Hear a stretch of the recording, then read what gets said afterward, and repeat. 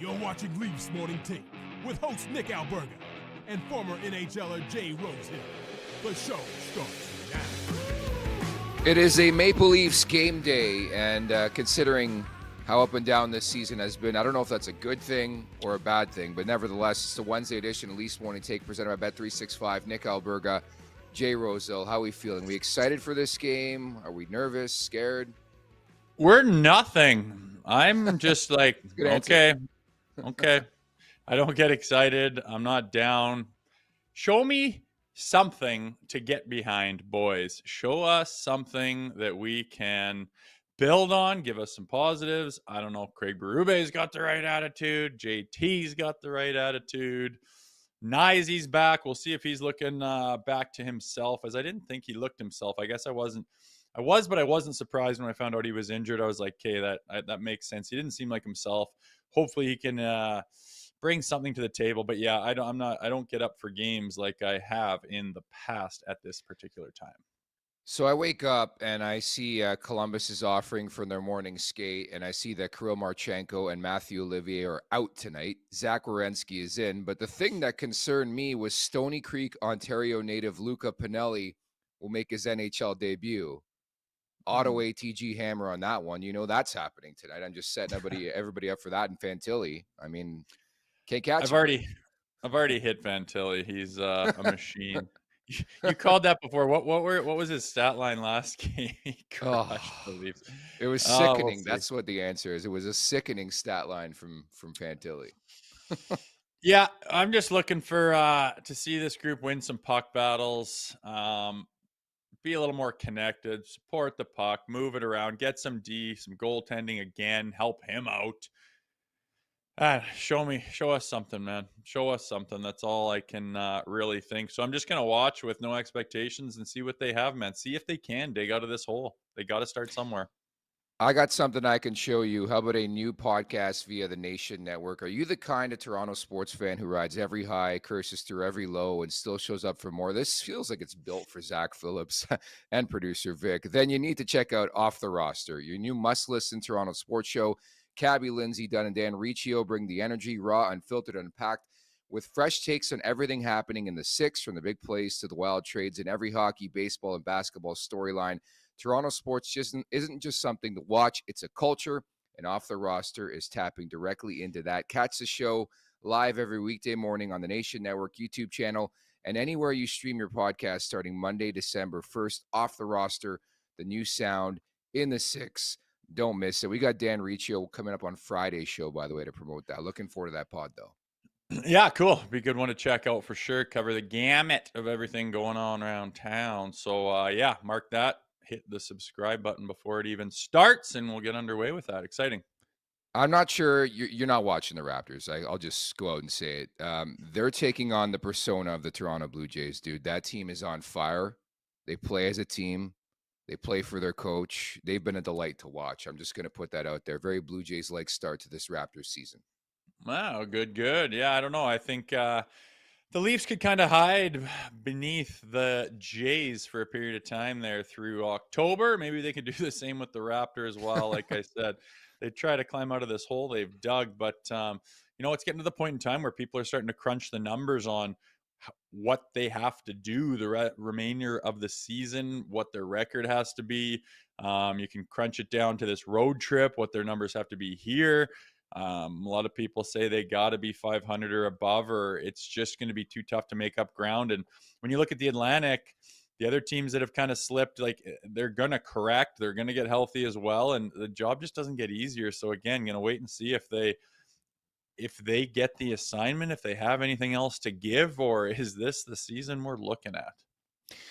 They have to play elite hockey. I mean, I'm not going to do the math in front of you, but the magic number usually is around 92 or 94 points. So you guys do the math out there. They got to start winning some hockey games. Translation. Our Super Chat charity partner is Sick Kids. Want to make sure your question or comment gets on the show. Hit us up with a Super Chat. Proceeds from our Super Chat will go to Sick Kids, ranked the #1 research-intensive children's hospital in Canada and 3rd in the world. So I decided to have some fun on today's show, and my apologies, my voice is cracking. Hammering Buckleys these days, it's not working. So we'll try our best to get through this. But Vancouver I get like, dude, it's so fascinating to me. All of Canada is in trouble outside of the Ottawa Senators, which again, we goofed on. I picked them to win the Atlantic Division. Brady Tkachuk's back on Friday, by the way. But everybody else is shitting themselves. Montreal would throw into the conversation. They're probably feeling pretty decent about life, especially after that win against Toronto. But it's been a bizarre start for the country, hasn't it? Yeah, it has lots of struggles. I mean, the Flames are where they are. Oil last night. Whoo, baby. It's kind of Oh, nice to see the defensive woes of another team that's supposed to be good. But they do this. The Oilers are odd where they could just flip a switch and away they go. I think their problems might be a little heavier than that. And then, yeah, just basically advertising that they've got their guys for sale and whatever they want to call it, retool, rebuild. They're looking to make some changes, so I imagine that'll perk the ears up of a few teams around the league. it perked my ears up. Jack Hughes, his brother, Quinn Hughes. Of course, I don't know if you saw over the weekend, the algorithm caught up in Jack Hughes' algorithm. Like, I guess he was with Tate McRae, and that was all the biz on social media over the weekend. But Quinn Hughes out in Vancouver hasn't been made official or available just yet. And Dan Riccio is a perfect guy to talk about with that coming up on Friday. But this one intrigues me from the Maple Leafs perspective, man. And I think you have to be in position to be in a playoff spot to make the playoffs, to get two healthy runs in the postseason out of Quinn Hughes. But let me ask you, a guy of the ilk of Quinn Hughes is available. I think it's important to know he has no trade protection, so he can go anywhere. They can send this guy to Carolina, Columbus, San Jose. I think that's fascinating too. But what are your thoughts on Quinn Hughes? I know his dad used to coach in this market, right? Yeah, it's funny. There's a picture floating around of all three of them at the outdoor game, just head to toe Leafs gear. And I remember when Jimmy was in the organization and people are talking about his kids, and they're probably about as old as they are in that picture. And I'm going, okay, settle down. They're like 8 years old, but man, time flies. They're all stars right now. And yeah, when Quinn gets made mostly available, it's not very often it seems like this day and age where a superstar is just completely out of control of his future and destiny. Like guys like that seem to have the trade protection kind of wrapped up in their contracts. But no, like you say, he's in the wind. He can go wherever they decide. I don't know. I think the story is, do you give up like a Knies or a cow and a this and a that for him, man? And just simply based on the fact, I know we could use a stud D. I get that. I'm sure he could help. But like I could just see us getting him and selling more of the farm in the future for a player right now. And this season, maybe it's too much of a write-off. Maybe they're too far behind. They miss next year, same stuff, retool, what's going on. And all of a sudden, you know how fast a season comes and goes. And now we're without anything and we've lost Knies and Cowan. Oh, now we're talking about a decade of darkness again. I'm not interested in that, to be completely honest with you.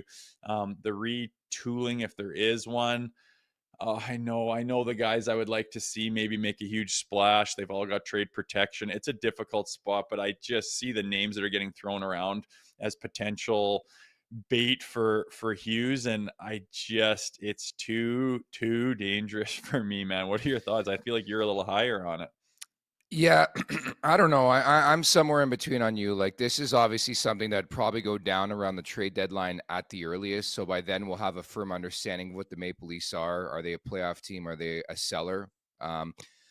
It intrigues me that you would get two shots, two kicks of the can with Quinn Hughes on your blue line, and then Nylander and Matthews and Tavares. But yeah, I mean, the price is going to be rich. There's going to be other teams involved. I just talked about it. The rest of the league, all 31 other teams could have a kick at this guy. And I honestly think it would make more sense if he voices to the Maple Leafs specifically and says, hey, I'm willing to sign an extension. Then, yeah, obviously you make a trade like that. But I just think where this team's at, it's just fascinating to me because it really feels like the window has closed or is closing over the next couple of years. And if that's the case, then might as well go scorched earth. And it's not very often a player of the ilk of Quinn Hughes becomes available. Like, we're talking about what? Second best defenseman on the planet, a top 10 player on the planet, an MVP candidate, obviously in the Norris conversation. It is hard to find players like this who can run your power play. Like, he just does so many amazing things. I watch Vancouver. Without that guy, they are nothing. They're a squad. And I know they've been struggling. Hughes has been a bit dinged up throughout this season, but that intrigues me. And then the whole connection. I know I said his dad coached. He was in management, of course, with the Maple Leafs way back when. And it's funny that picture surfacing on social media of the Hughes brothers. That was in Ann Arbor, right back in the day, the Winter Classic, the Leafs and Red Wings. Like, time flies, but you see that picture and you're like, how do they truly feel about the Maple Leafs organization, right? Well, I asked, who are those guys? Like, I was trying to place. I'm like, why are you sharing this? And it's all three of the Quinn boys. They're looking pretty young. I don't know. How much stock do you put into the fact that they want to play together and they're all going to Jersey or whatever? Like, is that It feels really that their way. MO?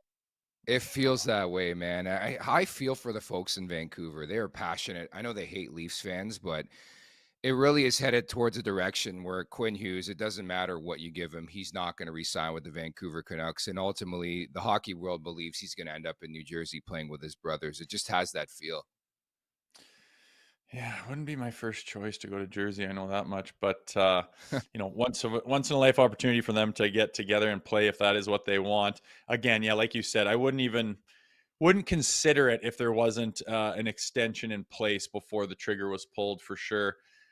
It's just, it goes back to our pickups this year, like between Carlo and then in the summertime with Michelli and Joshua. It'd be nice to see Waugh back in the lineup and see what his best is, but such a disappointing retool or whatever you want to call it, like to try to get, it's crazy that we tried to take the space of Mitch Marner and fill it with some dogs, and there has been no dog in this team. They've gone the opposite direction, like disastrous results from what Tree tried to do. And again, it's like, wow, he got what he could that was available, and timing is such a thing.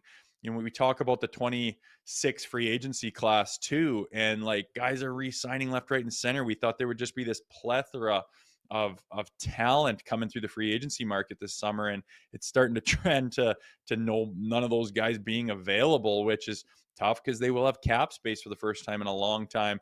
Difficult decisions, man. I mean, when you get down to the nitty-gritty, everyone says, especially in hindsight, everyone's such a great GM, should have done this and shouldn't have done that. Well, pretty obvious at the time, but man, when you're there and it's live, it is difficult to know, and you don't know. That's the bottom line. And again, so easy to criticize after the fact, but to be a general manager, especially in Toronto where everything is highly scrutinized, difficult job, man. I'm glad it's not my job, but Yeah. it's something to think about. A guy like him, like you said, doesn't come up very often, but God, we've already sold so many components of the future, and to take another swing and for it not to work out or not being the piece you're missing or not to really get you over any sort of a hump.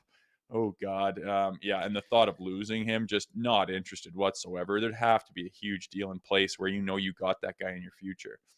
1000%. And everything you just said about being GM is so right. Everybody's an armchair GM and they would do this and that. Dude, I've been inundated with texts the last couple of days from all walks of Canada and friends saying, oh, like, what the hell are the Leafs doing? I can't believe they traded Minton. People view Fraser Minton now, I guess, as a 1C. I'm like, I not to defend Brad Treliving, I really can't right now. You look at some of his off-season additions, they have not been good. These guys have all been junk, but I think it's so hard, especially in this market. And everybody probably thinks they could do the job better than you, even on your management team. Like I just think it's such bullshit to hindsight, everything and say, oh, I can't believe they did this. Like even the Brandon Carlo trade at the time, I think we were excited. It made a lot of sense. You have a deep partner to play with Riley, the cap hit.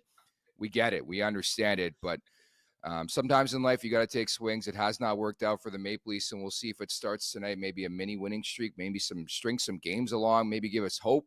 At the Leafs Nation 401, hit that like button, hit that subscribe button. I should mention as well, we talked about it yesterday, but we spent about 25 minutes yesterday with one Max Scherzer. We're going to play that interview, Rosie, in about 10 minutes here. Yeah, looking forward to playing that. He's what an interesting dude, well-spoken, passionate. Like he's not just going through the motions. He gets excited by a question and gives you this detailed answer and like is completely honest about it. I think that, we had him on in the spring, and maybe to some fans that weren't as heavy into baseball, maybe didn't really know who the guy was. I remember Googling him, going like, how far does this guy go back? And like, the situations he's been in, the track record, like the contracts and the money he's made. It's like, oh my God, this guy is a stud ace. And now what he's done, throughout the playoff run of the Jays, like he's more of a household name in Canada. So like I said on the chat, I'm like, my dad and my sister are all like, Scherzer's, because they were so into the run that they went on, where wasn't the case the first interview. So yeah, stay tuned for that. He's a great interview, no doubt. And on top of that, you won't believe where Max Scherzer was for Game 7, Leafs Panthers. We'll leave it at that. A little foreshadowing for what's to come here with our time with Max Scherzer. Also, don't forget Leafs Jackets tonight, directly following the game. Zach Phillips has been putting on a clinic this season, folks. There's no other way to put it, man. I saw the last episode of After Dark was 2 hours and 45 minutes. This guy is giving it to the fan base. He's giving it to the team. He's going toe-to-toe with callers. This is can't-miss stuff. The Leafs Nation After Dark with Zach Phillips. Check it out following Leafs and Jackets at the Leafs Nation again. 401 on YouTube. Hit that like button. Hit that subscribe button. Leafs Morning Take wherever you find your podcast. Make sure to leave us a 5-star review. And don't forget to visit theleafsnation.com. Crave the Stats is a presentation of Uber Eats. Every time the Leafs play at home, you can get these exclusive deals only on Uber Eats. Firehouse Subs, Bogo Brisket Hat-Trick, Kibo Sushi, Bogo California Roll, Shelby Shawarma, Bogo Traditional Wrap. That's right. Buy one, get one before, during, and after the game. Uber Eats is assisting every fan's hockey experience all season long. They've played this is game 23, the third against the Columbus Blue Jackets. Finally, the last meeting of the season. I don't want to see this team anymore, Rosie. Yeah, I know. I remember a time you'd look forward to playing them, as you could kind of, even though the Leafs kind of didn't do well there, especially in Columbus. But again, man, you're going on this road trip. Hopefully it's a different look. You got to improve your road record. You just got to improve the play you have. I think anyone in this market or covering this team or a fan, I think deep down, this team is better than what they're playing as. And I hope we see some signs of life tonight. Simple as that. Give us some signs of life. Give us some reason to start to talk about something that's in the right direction, because there's really been none of it to be seen, like start to finish, man. Injuries are a part of it, yes. But my God, there has been a lot of negativity, and rightfully so. There's been nothing positive to talk about with this team. So I hope we see some signs of life tonight. Again, I'm not holding my breath. I'm just going into it, sitting down, plunking on the couch. All right, let's see what you got. Yeah, pretty much it. As we reported 2 hours ago, I guess now, Matthew Knies will play tonight. So that's great news. He's dealing with a lower body injury. He talked to the media a couple moments ago, talking about how this first popped up a month ago. Came to the realization he was going to need some time to let it recover. Said he's confident it's healed enough to make an impact. That kind of scares me. Healed enough to make an impact. I don't know, man. This is going to be a big topic over the next couple months. A lot of guys want to be playing in the Olympics. Let's just put it at that. Not just Leafs guys, around the NHL. And I just wonder how many injuries flare up from guys playing before they should be playing. Yeah, that's the fear, right? I mean, just career-wise, I'm worried about Auston Matthews. It just seems to be the theme that he's kind of not a shell of himself, but just you don't see the dynamic play of a generational goal scorer here. And, all of last year, all of this year, been on the shelf for 3 weeks. Scary. Like you say, Matthew Knies mentions it's healed enough. Like, okay, so you just stated you're not 100%, but you feel like you got to get back in there. Is it Carlo who hasn't even skated yet? Yeah. Like, okay, you haven't even skated yet. No reports on Nick Waugh. Nothing really that I can dig my teeth into on Anthony Stolarz. Not great, man. But again, on the positives, get Knies back here today. Yeah, that little caveat though, just seems like he's kind of shoving himself back in because I don't want anyone to rush. I'd like people not to be milking it, but I hope he's 100%. Again, there's just not a lot to get excited about here, but I hope he looks like himself. I hope he can be that power forward. I hope he can be that dog around the walls and in deep and in the corners and just start to try to control the play. I'm just tired of watching this team chasing it, disconnected, not supporting in any way, and just basically scattering over around the ice, scattering on your breakouts, no forwards to be seen. D can't, use their partners properly. You're losing 50-50 puck battles, making plays that obviously no one is seeing coming. Let's try to connect things up a little bit here, and I hope Matthew Knies can be a part of it. Definitely. Just reading, I believe it's an optional anyways, but I don't see anything on Auston Matthews and Nicolas Roy. Like they were in the same conversation, I think, as Matthew Yeah. Knies yesterday, although all three were wearing gray jerseys, extra jerseys. But we don't have any concrete proof. I don't know if Craig Berube has spoke yet, so we'll see on Roy and Matthews. But it is great news that Matthew Knies is back in the mix, and you would hope closer to the Matthew Knies we've seen throughout the early part of his career, and less of the guy maybe we saw the last couple weeks. You could tell he was laboring a bit. Misses 3 games, back in the lineup.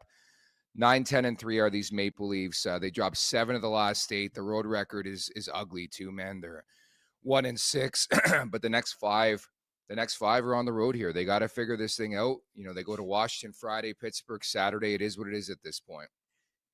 Yeah, their road record's not good, and they're going on a road trip, so kind of more eyebrows to be raised. But again, find something. What else do you say, dude? I mean, even when they get goaltending from Joseph Woll, you can have a disastrous night. I mean, last year you have a good night from one of the goaltenders, and far and away gives you a really strong chance to win. That's just not the case anymore. So we'll see if they're taking care of the puck better, attitude's right. Craig Berube is trying to keep the positivity in the room. It's so difficult when negativity and pessimism runs through the locker room, and it's easy to happen, especially when what was making the rounds last night, Craig Berube, no other team, not many of them anyway, has just microphones all surrounding the practice rink, and you hear every word that the coach says. Like, do you think the Dallas Stars have to deal with that? Do you no? And you pick up Craig Berube saying something that everyone laughs at. Hey, the glass is half full now. It's not half empty, and people laugh because we talked about it right now. Today. Yeah, I know, and people chuckle at it, saying, "What the hell's half full about your glass right now? This is a disastrous season." But it sucks in Toronto. You don't get the space or the room to kind of come together and get some good vibes going, because one little line out of the post-game practice little speech while everyone's stretching gets plastered across everything, and everyone's picking it apart and sharing it and spreading it and laughing at it. Like, it's tough to get that room to come together and be positive and fight the negativity that obviously would be surrounding the team right now. I'm not blaming media or anything on the outside. It is what it is. But again, I hope they can find something to build off, man. This isn't going to happen overnight. I'm going to be looking for small positives and small victories to take away. A win obviously would be number one on the docket, starting this road trip off on the right foot, because as we mentioned, it matters now. You're going to dissect the records of little 5-game segments. Yeah. And if it continues to go in the direction it is, those playoff percentages are going to start to be number one on the end of people's lips. And it's a dwindling number, and it'll only continue to do so if they don't start to find something. And credit to producer Vic, who alluded to in our group chat that Brandon Carlo is in fact skating. He has been skating the last couple days, so that's good news. Stolar's the only one not skating anymore, but still, regardless of who's playing, who's not, just need an effort where you show up. I think the good news, I guess, if you want to call it good news, they had a showing. They showed up against Columbus last week, and I talked about it off the top. I don't even know if it's a good thing, but Marchenko, probably the best forward that they have in Columbus, not playing tonight. And Olivier, who's had a great year, and the Leafs have been bullied a bit, not playing. So you have every reason to win this game. You got to go in there. It's maybe a team you're going to be competing with for a playoff spot. You got to find a way to win this game in regulation. At the Leafs Nation 401, hit that like button, hit that subscribe button. Why don't we just get to Scherzer? We've spent 2.5 days breaking down this Maple Leafs team. There's not much more to say. Got to go in there, got to win the game. But without further ado, as we talked about, we spent about 25 minutes, so a lengthy one, but a really good one, as Rosie brought up. A lot of passion, energy from Max Scherzer. So here is Max Scherzer. First off, on behalf of Blue Jays Nation Toronto, thank you. I hope this is not the end, but how you been, man? How are you? Great. Thanks for having me on. Yeah, I mean, you think about last year, man. What a run! What a unbelievable team. Something you always remember. It's funny, man. Time has flown. Like we had you on in the spring prior to you even going to camp, right? Like you were just getting set. You had just signed with the Jays. We talked about your excitement, but what was this past year in Toronto like for you on the field, in the city, around the fans? It was great. For me, it was kind of tale of two cities here. Kind of the first half, dealing with that thumb crap, and then obviously it got out of it, and so getting to live in Toronto and get to experience it. Got my kids there; they loved it. We were living close to a ballpark, so it was great. So we were just walking to the field every day. So they got a lot more time at the stadium than they ever had, and on any teams I've been on. So that was a great kind of feature point with the Blue Jays.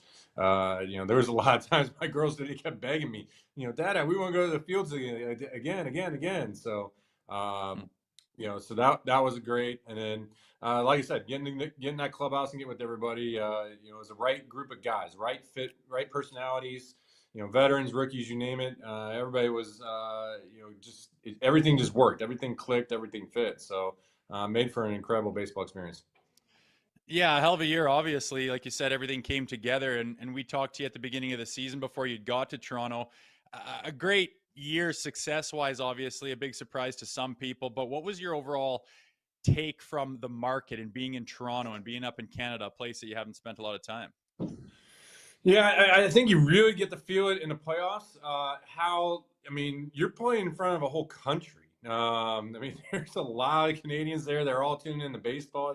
You kind of hear about those TV ratings, and you're walking around in Toronto, and how everybody kind of gravitates towards it. Fortunately, I was able to kind of slip by, but they're like, in our playoff run, like I'm just walking by, and everybody on the streets is talking about the Blue Jays. Walking into Starbucks, and you can hear people talking about the Blue Jays, and so. Baseball really became a fever there in Toronto, and so that made for a really kind of unique experience and something that makes it easy as a player to gravitate towards and grab onto. Because, like I said, the whole country, every Canadian kind of jumped on the bandwagon. It was fun. It was a surreal ride from my side too, and I got almost a couple noise complaints in my condo to begin with. I wanted to run through my wall when watching you pitch, man. But like, can you tell us about the chemistry? Like, obviously we translated to the Maple Leafs, and they've really, really struggled to start this season. They have zero chem. Like, you guys are a different act. What was it like to be in that room? It just genuinely felt like everybody loved each other. Yeah, I think you kind of go through spring training. Guys, everybody's kind of feeling each other out, and kind of in April and May there, that's when things kind of click. The clubhouse clicked first. It wasn't. We didn't go on our clubhouse clicked, and then we went on our run. Then we got hot, and so it was just the way kind of where everybody was on the careers, how everybody responded to everybody. For me, it was kind of my first experience coming in there, as a veteran, and getting back with Bassett and some of the other guys I kind of know, and getting on the same page. And then, we just functioned as a team. We kept, kind of winning, getting deeper into the season. Everybody just bought in. The guys that we made at the deadline, bringing those guys in, Ty and Shane, bringing those guys in.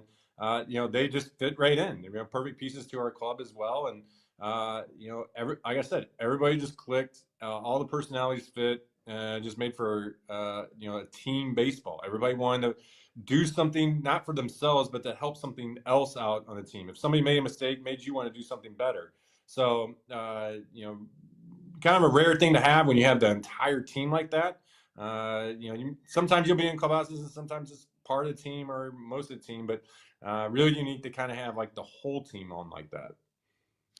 Yeah, and on that topic, like you've been on lots of teams, winning teams. You talked about this team clicking right off the bat. When you're on teams that don't click, as the Maple Leafs are struggling right now, a lot of times leadership gets called into question. What are some characteristics of real leaders that you've seen in your career, and what is it that they do that can bring a team back into the fight when they don't seem to have it? Yeah, I get that always kind of, if there isn't chemistry and it reflects poorly on leaders, it's tough to say because it also takes people to also buy in too. Some of the best leaders I've had in my day playing, I always go back to Torrey Hunter. Torrey Hunter was probably the best clubhouse leader I've ever seen. Jason Worth there in Nationals, he was amazing. Those are the two guys that really stick out in my mind. But if you have a bad clubhouse, you can still put Torrey Hunter in a bad clubhouse, and guess what? It's still gonna be a bad clubhouse, and yet you could have the best leader I've ever come across. So, it's not always on leadership. It also goes up the chain as well. It kind of gets to the coaches in front office, GMs. How that also manifests down to the clubhouse. There's also how the young guys are coming in, how they're kind of raised within the organization. That matters as well. So, you can never just point it on one specific person or say it's the veterans. It's really, organizational wide kind of concept more than kind of nuance on veterans. Cohesion, obviously a big word as well. But how's free agency going? Are the Blue Jays still in the mix? You still talking? What's the word here? Yeah, it's just free agency. It's the way the calendar works. Nothing really kind of happens here in November. Just look across the game. There's not been many free agent signings. So, I just understand the process. I've been in this so many times now. I just understand. Just let the calendar work, and things will always work out. Take us back to being on the mound when Knies comes out to talk to you. And I don't know if he was yanking you or not, but my God, you were in the zone. And it's not very often an athlete to, a coach or manager can say, no, you're not doing what you're thinking. I'm staying in. Was that just purely being in the zone? Or is that just having the balls to say, I'm feeling it and I know this is the right call? Yeah, it's actually been kind of funny to kind of get away from this. Now I've kind of gotten a download of kind of everything that happened in that situation. And so I can kind of even spill some more beans about that. Obviously, I'll kind of walk you through the moment of, I knew the game state. I always said that, it was a 5-1 score ball game and there was one runner on. So even if I dig up a homer, like we're still up 2. And so I knew that going in. And I knew the kind of previous 2 hitters, 8-9 hitters. I kind of wasn't locating my fastball as well as I wanted to in those. I was falling behind the counts, and so I got Rivas to fly out there on a line drive. So I was like, all right, good. 2 outs. I knew I had Randy coming up, and I kind of knew. In my head, I'm going through like how I wanted to pitch Randy. I checked the scoreboard. I see him at 69 pitches. Like, okay, and plus physically I felt great. And so I'm walking through my head of how I wanted to go. And, that's when as I come around, look back up, and obviously Schneid's coming back out. And, hindsight, he's coming to check on me, see how I'm doing. But every other time during the season, it was, the pitching coach, Pete. Pete would come out if we're trying to check on me to see where I'm at. It would be the pitching coach, Pete.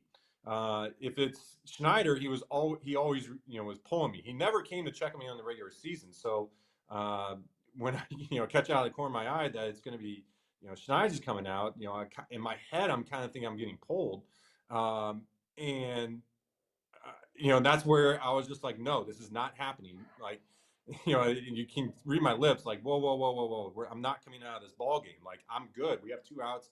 I know what I need to do here. Like, if this is the next hitter, 2 men on, fine. I understand it. But, this, I feel good. Like, we're good to go. And so that was kind of, just a snap reaction. What I didn't realize actually was after that at bat, they were actually, I had gone down, I had, gone through the dugout, gone up into, kind of my little, kind of cubby hole area where I'm just, because in between innings, I check out. Like, I don't want to see anybody. Like, I'm just to myself. Like, the offense is the offense. They're going to do what they do. I try to I don't want to ride a roller coaster with them. Like, for me, it's just a scoreboard. Like, if you score runs, great. It doesn't affect my job. If you do score runs, great. My job is to go get, outs there. So, I stay away from the, guys in that situation. And so I had gone up there. What I didn't realize is they were actually pulling me after the 5th, and they had called down and got Varland hot, and they were putting Varland into the game.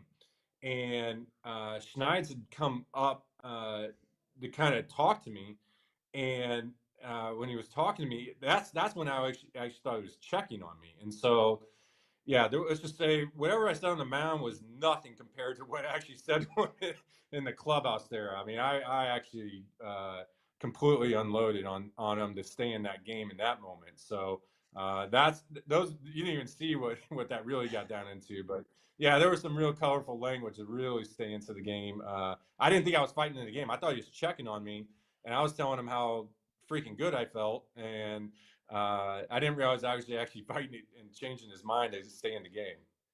Honestly, Max, it's really refreshing in this market. Like the one thing I really love about you is like you relish that opportunity, that you want the ball. Like, man, it's sometimes it's hard to find in this market. Of course, we cover hockey and the Leafs. Like we talk about killer instinct and intensity on a daily basis. Like, do you remember the first time, or have you always been that way where you're like, man, like I just love the fact that you don't care if it's game 7, you don't care if you're 60 years old or 28 years old. It's the same Max Scherzer. You're going to bring it on the hill. Yeah, I mean that's my personality. That's just how I've played. That's how I play sports. That's how I grew up. There's been I kind of when it was the first time I kind of snapped on a manager. I don't know. I mean, probably in college at one point. Yeah, I think there was probably a time or two. Tim Jameson, I probably told him I'm staying in this ball game, and it just kind of feeds itself when you do that. Then kind of everybody enjoys that vibe. They always want the pitcher to want it. When somebody wants the ball, when somebody wants to have it, everybody kind of feeds off that. I mean, that's a good kind of feature, I think. And so for me, when it's happened over the course of my career, typically I've had success in those situations. I think there's only one time. I think it was with Jim Leland. I said I wanted the ball. I was actually it was facing Big Papi, and faced him, and he hit a 3-1 fastball. He hit a double, and I think that was the only time that I wanted to, argue to stay in the ball game, and it didn't work out. But it's happened several other times, and every other time it's worked. And I think it's because it's the mindset. Like you want the ball and that confidence that you're going to go out there and get it done, and then you do, and it just kind of feeds to everybody else on the team. And how rare is that, Max? Like I've been surrounded by hockey my whole life, so I'm not as familiar, but you get wrapped up in it and you watch guys get yanked. Sometimes it's just a couple of pitches and not everyone has the status as you to say, no, I'm staying in here. How often is there animosity between the manager and the pitcher, or at that level, do you kind of get what's happened? And is most of the time the pitcher gets, I get what's going on here? Or is there a lot of times some friction there? No, I mean, let's be honest here. Majority of the time, everybody understands the situation and is in agreement of what's happening here. And usually, you understand when you're getting pulled. And everybody assumes, like every single time I pitch, that I'm never gonna give up the ball that I always wanted. That's actually not how it goes down. Majority of the time, I'd say, 95% of the time, I'm actually telling the manager, hey, this is where I think my end is. Like, hey, I get through this hitter, like this is when you should come pull me. Or hey, if my pitch count's at 90, like you can't take me past.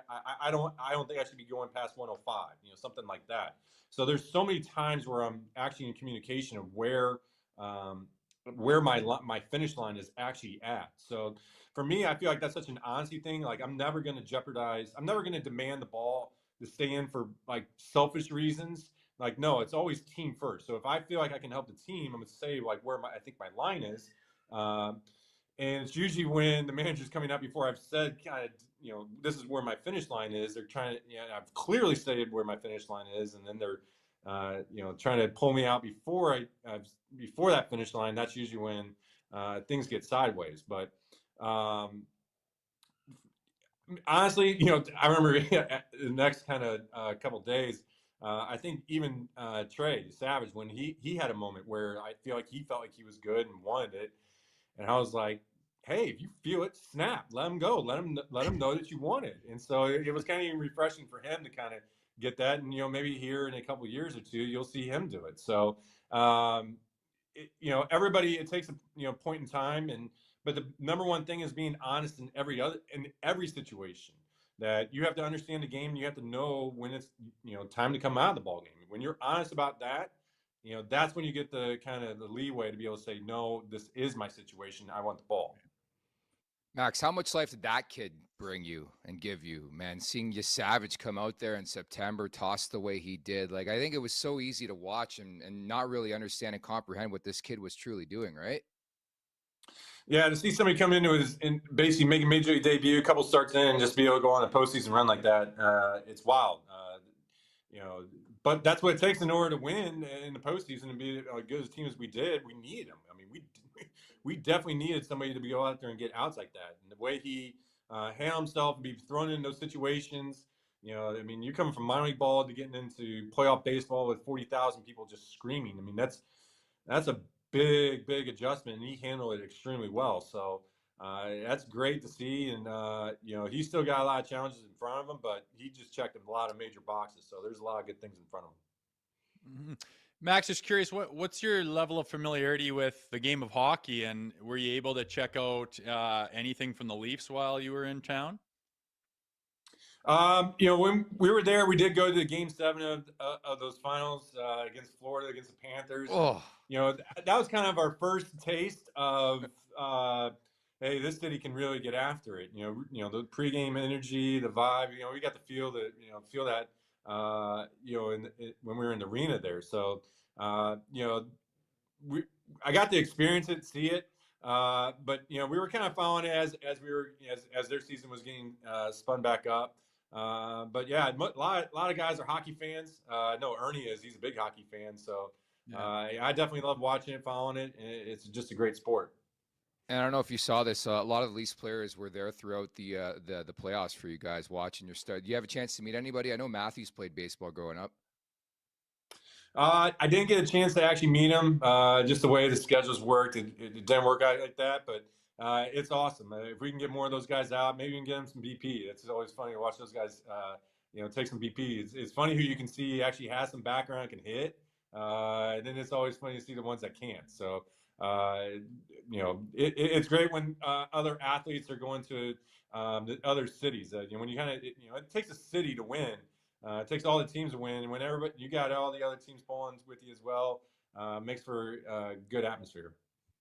It does, and I'm fascinated you brought up Game 7, and you were there. Unfortunately, from the Leafs' perspective, it didn't go according to plan, but as you know, you guys came inches away from a World Series here. The Maple Leafs, many think Game 7 broke them against the Panthers. How do you reset, and you've been through everything in your storied career, how do you reset after something like that?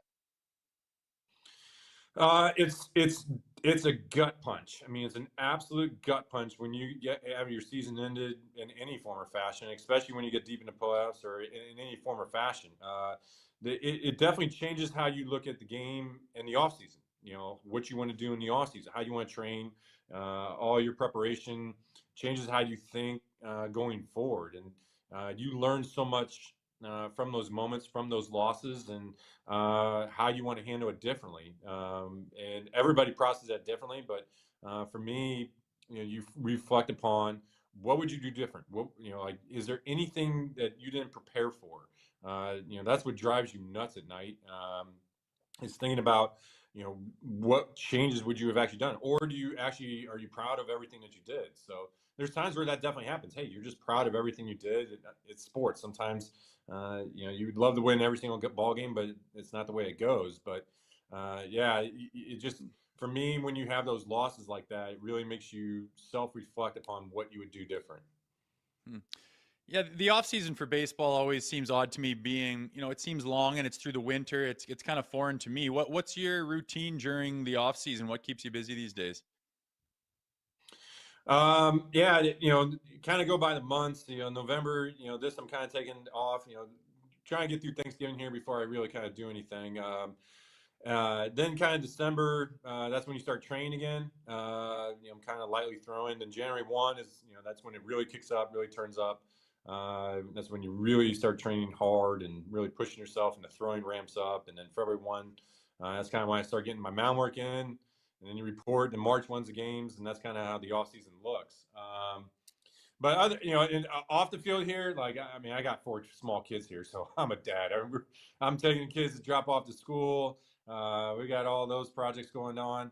But yeah, just getting, staying active, playing some golf, getting out there. That's good for pitchers, really works your obliques.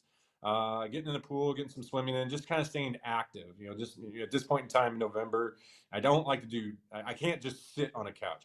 I can't. I still got to train. I still got to be active. I'm not training, I'm not lifting, but, for me at this point, swimming is actually a good activity for me. So kind of golfing and swimming right now. Man, something tells me it took you about 7.8 seconds to realize you're not done. And I'm the first to tell you, we could all tell you. I mean, the way you pitched in the postseason, you're not finished. Can you confirm you're not done? You're coming back. And do you feel like maybe there's a bit of unfinished business here in Toronto? Yeah, kind of going through those playoffs, I knew like, hey, I feel good, and especially with the thumb. Like to me, this was all about the thumb. The thumb was causing all the issues, and the thumb was causing all my arm issues, all my shoulder issues, and was the only reason why I wasn't getting out there able to pitch the way I wanted to be able to pitch. I have solved that. That is completely gone. It's over. Like that has freshened me up. And so how I pitched in the playoffs, I feel is more indicative of how I can go out there and pitch next year. I feel like now I can actually get back to my normal routine where I do my spring training, I ramp up the way I do, and then I go out there and I'm a durable starter. I know how to make the starts, and go out there and make 30 starts per year. So, that's how I kind of see myself going next year. That's why, I'm playing next year. Like, I really believe in my health. I really feel like I've really turned the corner. I'm really ready to go. So, the playoffs kind of cemented that. Just wanted to make sure everybody, I got out of the season. Really need to make sure everybody at home, the kids in school, how is that going down? How are they handling the season being played out? How's life for them? And getting back in school and checking on them. It's tough. 6 weeks gone, and I was having to be a second grade teacher there for a little bit, so that was a challenge as well. Doing some second grade math and reading, writing. I was working 2 jobs. In the morning I was having to do that and go to the field and work on baseball. So that checked that box, and everybody was still happy. It was net positive, still playing. We still think it's going to be net positive next year playing. Now we know how to kind of navigate everything around it, and look forward to getting back out there. Got to be a part of you that's getting pulled north of the border mentally, unfinished business and all, I imagine. Yeah, I mean, it definitely feels like that.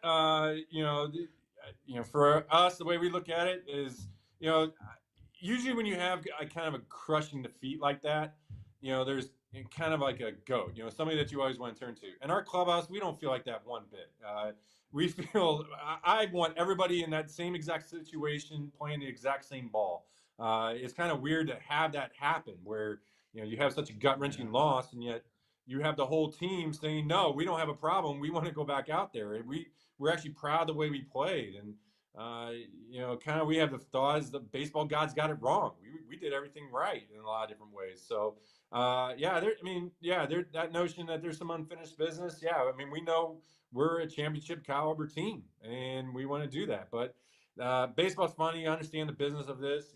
The team's not going to look the exact same. There's going to be, free agent signings and guys traded. It's just the way the game operates. But, I think from our standpoint, we just want everybody back. We want to get as many guys that we can back because we just know the clubhouse works, and we know how well we play together. And it's such a good thing what we had there in 25 that we want to do in 26.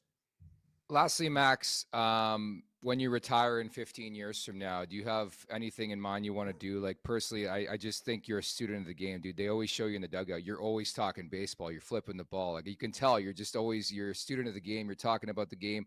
Is managing in your future, GM? Like you're staying in the game, right? No. Really? Gone? No, really? No. I'm putting everything into my time right here. My Nice. kids are gonna be a little bit older. Like I'm gonna be coaching them. I'm not. I won't. I'm gonna need to be around my kids and watch them grow up, especially as they go through, school, middle school, high school. I really want to be a part of their lives. I've had to take enough time away. I just can't see at this point in time being around. Now, I'd still be connected to the game in some form of capacity, sure. Maybe media. I've heard guys get in the media. That's an easy way to stay connected to the game and media. And I've contemplated that. But as for like managing, man, you have to put in a lot of hours, and that's just something I don't want to do. Fair enough. Can't thank you enough, man. It's been great catching up with you again. Thank you for the ride. Hopefully this is not it here in Toronto. We'll see down the stretch here in the off season, but appreciate your time. We'll talk soon, and happy Thanksgiving. Are you going to the game next week, by the way, in Florida? Yeah, I've actually contemplated that. So I kind of, talking with Erica here. So we're trying to make that a thing, go down there and go see that. So we'll got some things to finalize here, but yeah, we're definitely eyeing that. So appreciate it. So yeah, happy Thanksgiving. So everybody, but Canada already had their Thanksgiving. Yeah, that was a book report for my Brooke. We had to do that. Exactly. We had to do a book report on a Canadian Thanksgiving. So yeah, I'm all aware. Attaboy. Thanks, Max. Thanks, Max. Appreciate it. Thank you. What an absolute stud. That was, of course, Max Scherzer, man. Just the passion level in that interview was insane. He was awesome. That was 25 minutes. It flew by. It felt like it was 10 minutes. Yeah, he's a good interview. I don't see what the big deal is about asking people, are you coming back or not? Let the guy know he's wanted, man. It's a lot of positives taken from that from the Jays point of view, the Jays fans' perspective, because he was saying us and we and yeah, and I don't know. I like it. Can't wait to hear what happens here through free agency. It would be great if he signed back, as I think you won a lot of hearts up here in Canada.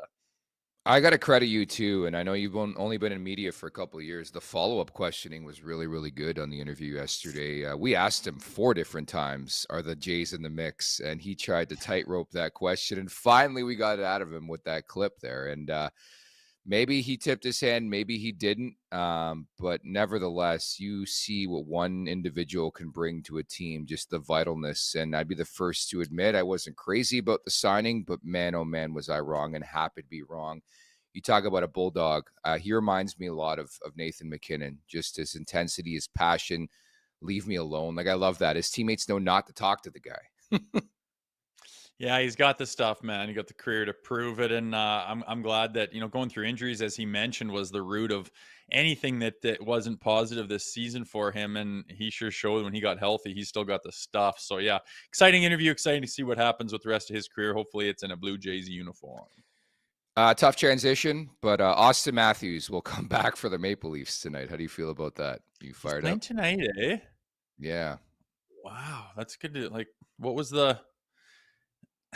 What Dude, happened? They act like these guys are in witness protection. Okay, we have no clue what the hell is going on with any of these guys. Okay, what happened from yesterday when you put on a gray jersey to this morning? Hey, Nick Roy's coming back too, Rosie. This is wow, a trifecta. Who's coming out?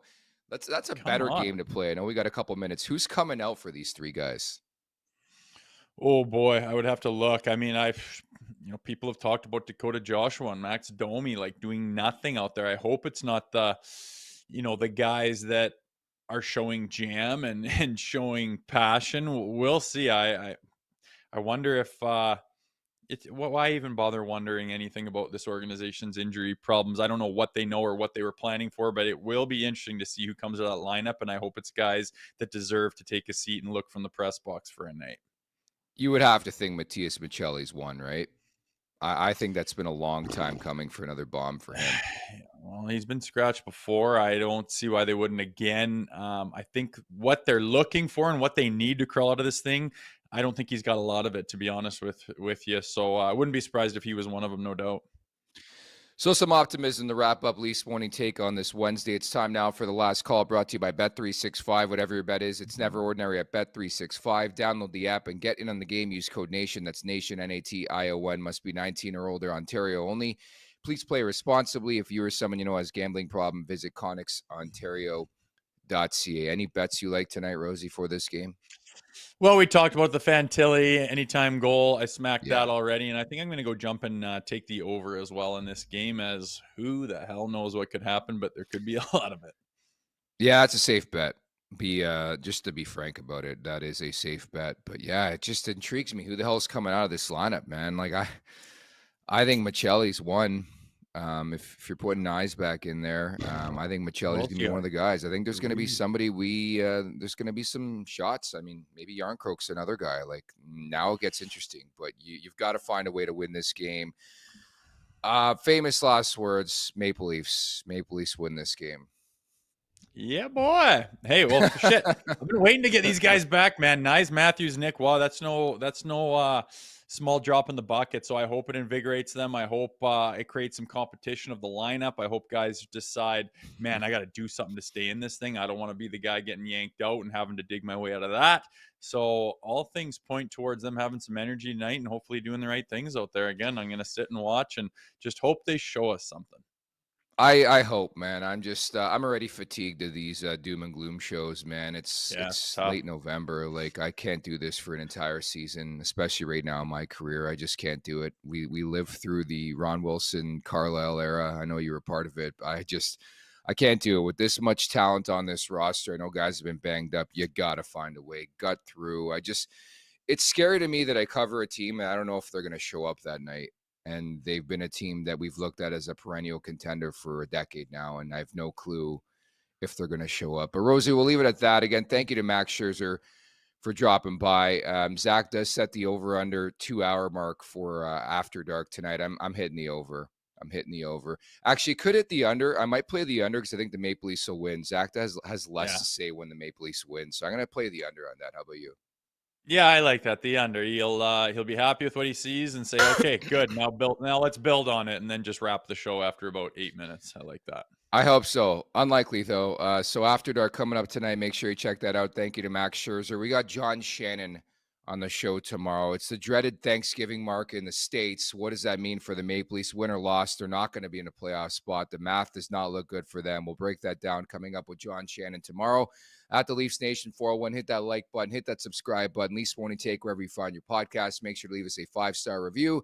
And don't forget to visit theleafsnation.com. Thank you to producer Vic. For Jay Rosehill, I'm Nick Alberga. We'll talk tomorrow. Take care, everybody. Make sure to check out more of our content right here on the Leafs Nation YouTube page. We got long-form interviews. We got clips. We got epic rants by Jay Rosehill. We simply have it all. And don't forget, you can find out much more at theleafsnation.com.